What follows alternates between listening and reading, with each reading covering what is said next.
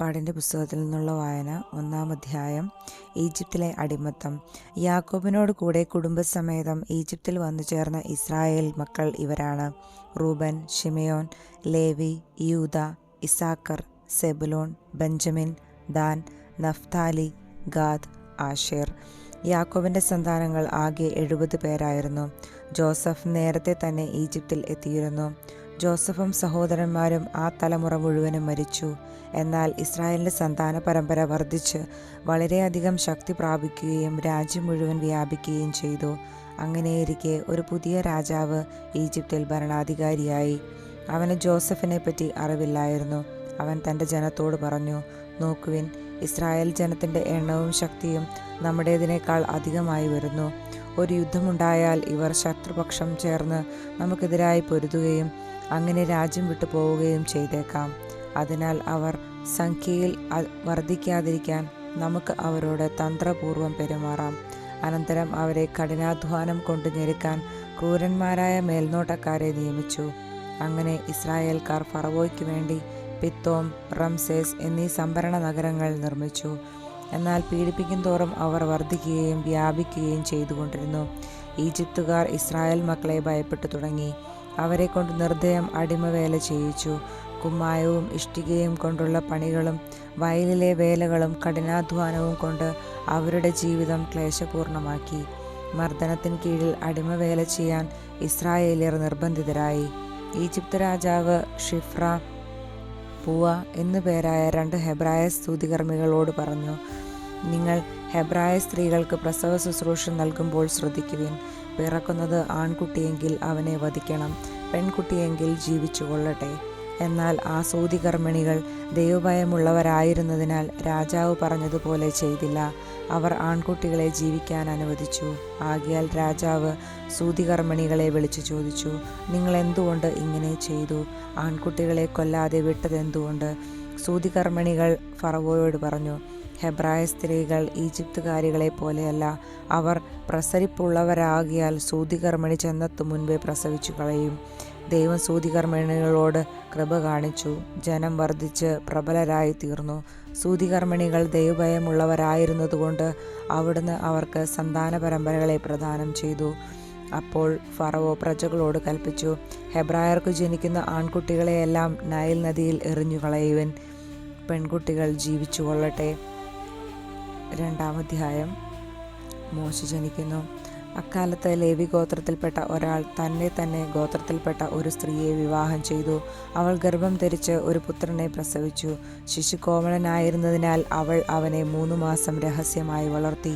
അവനെ തുടർന്നും രഹസ്യത്തിൽ വളർത്തുക ദുഷ്കരമായി തീർന്നപ്പോൾ അവൾ ഞാങ്ങണ കൊണ്ട് നെയ്ത് കളിമണ്ണും താറും പൂശിയ ഒരു പേടകത്തിൽ അവനെ കിടത്തി.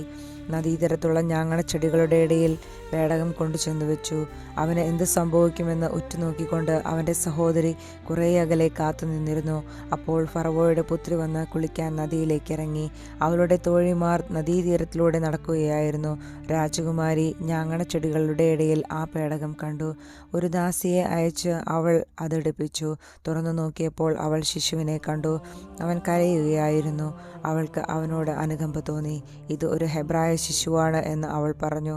അപ്പോൾ അവൻ്റെ സഹോദരി ഫറവോയുടെ പുത്രിയോട് ചോദിച്ചു: നിനക്ക് വേണ്ടി ഈ കുട്ടിയെ മുലയൂട്ടി വളർത്തുന്നതിന് ഒരു ഹെബ്രായ സ്ത്രീയെ ഞാൻ വിളിച്ചു കൊണ്ടുവരട്ടെയോ? ഫറവോയുടെ പുത്രി അവളോട് പറഞ്ഞു: അങ്ങനെയാവട്ടെ. അവൾ പോയി ശിശുവിൻ്റെ അമ്മയെ വിളിച്ചു കൊണ്ടുവന്നു. ഫറവോയുടെ പുത്രി അവളോട് പറഞ്ഞു: ഈ ശിശുവിനെ കൊണ്ടുപോയി എനിക്ക് വേണ്ടി മുലയൂട്ടി വളർത്തുക, ഞാൻ നിനക്ക് ശമ്പളം തന്നുകൊള്ളാം. അവൾ ശിശുവിനെ കൊണ്ടുപോയി വളർത്തി. ശിശു വളർന്നപ്പോൾ അവൾ അവനെ ഫറവോയുടെ പുത്രിയുടെ അടുക്കൽ കൊണ്ടുചെന്നു. അവൾ അവനെ പുത്രനായി സ്വീകരിച്ചു. ഞാൻ അവനെ വെള്ളത്തിൽ നിന്നെടുത്തു എന്ന് പറഞ്ഞുകൊണ്ട് അവൾ അവന് മോശ എന്ന് പേരിട്ടു. മോശ ഒളിച്ചോടുന്നു. പ്രായപൂർത്തിയായതിനു ശേഷം മോശ ഒരിക്കൽ തൻ്റെ സഹോദരരെ സന്ദർശിക്കാൻ പോയി. അവൻ അവരുടെ കഠിനാധ്വാനം നേരിൽ കണ്ടു. തത്സമയം സ്വജനത്തിൽപ്പെട്ട ഒരു ഹെബ്രായനെ ഒരു ഈജിപ്തുകാരൻ പ്രഹരിക്കുന്നത് കണ്ടു. അവൻ ചുറ്റും നോക്കി. ആരുമില്ലെന്ന് കണ്ടപ്പോൾ ആ ഈജിപ്തുകാരനെ കൊന്ന് മണലിൽ മറവു ചെയ്തു. അടുത്ത ദിവസം അവൻ ചുറ്റി സഞ്ചരിക്കുമ്പോൾ 2 ഹെബ്രായർ തമ്മിൽ ചണ്ട കൂടുന്നത് കണ്ടു.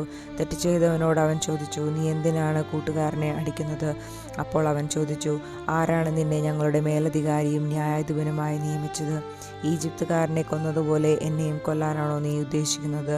മോശ ഭയപ്പെട്ടു. ആ സംഭവം പരസ്യമായെന്ന് അവൻ വിചാരിച്ചു. ഫറവോ ഈ കാര്യം കേട്ടപ്പോൾ മോശയെ വധിക്കാൻ ഉദ്യമിച്ചു. പക്ഷേ മോശ ഫറവോയുടെ പിടിയിൽപ്പെടാതെ ഒളിച്ചോടി മിദ്യാൻ നാട്ടിലെത്തി. അവിടെ ഒരു കിണറിന് സമീപം ഇരുന്നു. മിദ്യാനിലെ പുരോഹിതന് 7 പെൺമക്കളുണ്ടായിരുന്നു. അവർ പിതാവിൻ്റെ ആടുകൾക്ക് കുടിക്കാൻ തൊട്ടികളിൽ വെള്ളം കോരി നിറച്ചു. അപ്പോൾ ചില ആട്ടിടയന്മാർ വന്ന് അവരെ ഓടിച്ചു. എന്നാൽ മോശ ആ പെൺകുട്ടികളുടെ സഹായത്തിനെത്തുകയും അവരുടെ ആടുകൾക്ക് വെള്ളം കൊടുക്കുകയും ചെയ്തു. അവർ പിതാവായ റെഊവേലിൻ്റെ അടുക്കൽ മടങ്ങിച്ചെന്നപ്പോൾ അവൻ ചോദിച്ചു, നിങ്ങൾ ഇന്ന് നേരത്തെ തിരിച്ചെത്തിയതെങ്ങനെ? അവർ പറഞ്ഞു, ഈജിപ്തുകാരനായ ഒരാൾ ഞങ്ങളെ ഇടയന്മാരിൽ നിന്ന് രക്ഷിച്ചു. അവൻ ഞങ്ങൾക്ക് വേണ്ടി വെള്ളം കോരി ആടുകൾക്ക് കുടിക്കാൻ കൊടുക്കുക പോലും ചെയ്തു. റെഊവേൽ ചോദിച്ചു, അവൻ എവിടെ? നിങ്ങൾ എന്തുകൊണ്ട് ആ മനുഷ്യനെ വിട്ടിട്ട് പോന്നു? അവനെ ഭക്ഷണത്തിന് ക്ഷണിക്കുവിൻ. അങ്ങനെ മോശ അവനോടൊപ്പം താമസിക്കാൻ തീരുമാനിച്ചു. അവൻ തൻ്റെ മകൾ സിപ്പോറയെ മോശയ്ക്ക് ഭാര്യയായി കൊടുത്തു. അവൾ ഒരു പുത്രനെ പ്രസവിച്ചു. ഞാൻ പ്രവാസിയായി കഴിയുന്നു എന്ന് പറഞ്ഞ് മോശ അവന് ഗർഷോം എന്ന് പേരിട്ടു. കുറേ കാലം കഴിഞ്ഞ് ഈജിപ്തിലെ രാജാവ് മരിച്ചു. അടിമകളായി കഴിഞ്ഞിരുന്ന ഇസ്രായേൽ മക്കൾ നെടുവീർപ്പിട്ട് നിലവിളിച്ചു. അവരുടെ നിലവിളി ദൈവസന്നിധിയിലെത്തി. ദൈവം അവരുടെ ദീനരോധനം ശ്രവിക്കുകയും അബ്രാഹത്തോടും ഇസഹാക്കിനോടും യാക്കോബിനോടും ചെയ്ത ഉടമ്പടി ഓർമ്മിക്കുകയും ചെയ്തു. അവിടുന്ന് അവരെ കടാക്ഷിച്ചു, അവരുടെ ദയനീയ അവസ്ഥ ഗ്രഹിച്ചു. നമ്മുടെ കർത്താവായ മിശിഹായ്ക്ക് സ്തുതി. ആമേൻ.